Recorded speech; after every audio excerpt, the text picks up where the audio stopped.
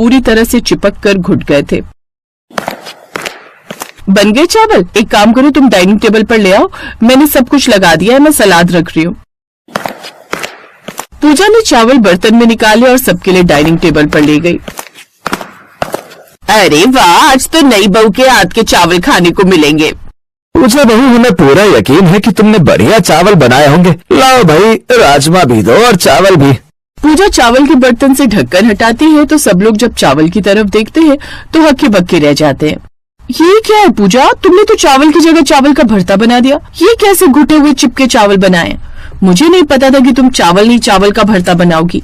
Sorry, ये सच है, मुझे चावल बनाने नहीं आते। कोई बात नहीं बहू, हम ऐसे ही मिक्स करके खा लेंगे। लाओ दे दो। मामी जी मैं दूसरे चावल बना लाती हूँ। अलका बहू, जाकर रोटी सेक लो। सॉरी मामा जी, सॉरी मामी जी। कोई बात नहीं बेटा, बार बार सॉरी मत बोलो, कभी कभी कुछ चीजें नहीं बनानी आती। देखो तो, हमने तो खा भी लिए। पूजा, अलका से रोटी ले आओ, उसने बना ली होगी। कुछ देर बाद जब मामा मामी चले गए तब अलका ने तूफान खड़ा कर दिया। आपको पता है देवर जी, पूजा ने दोपहर में चावल का भरता बना दिया था। इतनी शर्म आ रही थी मामा जी मामी जी के सामने। बताओ तो वो क्या सोच रहे होंगे कि छोटी बहू को चावल बनाने नहीं आते। पूजा की जेठानी इतना शोर मचाकर उसका अपमान कर रही थी कि पूजा की आंखों में आंसू आ गए।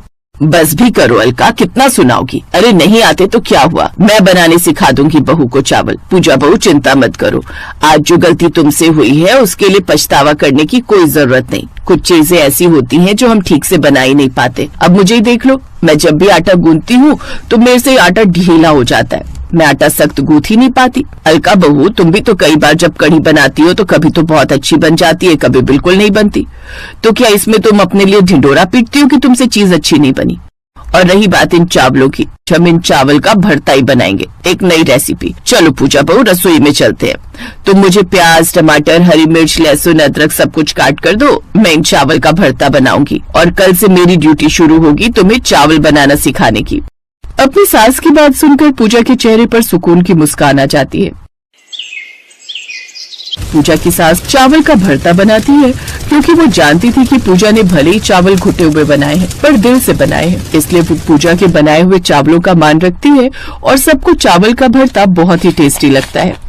वाह प्रकाश की माँ, तूने तो नया ही तरीका अपनाया चावल से भरता बनाने का। बड़े स्वाद लग रहे हैं तुम। पूजा बहू, एक काम करो, तुम चावल बनाना सीखना छोड़ ही दो, तुम ऐसे ही चावल बनाया करो, तुम्हारी सास इनका भरता बना दिया करेगी। क्यों भाई? नहीं नहीं, चावल भी सीखेगी हमारी बहू। ये अलग बात है कि कभी कभी ये भी ट्राई किया करेंगे, पर बहू को मैं ऐसे चावल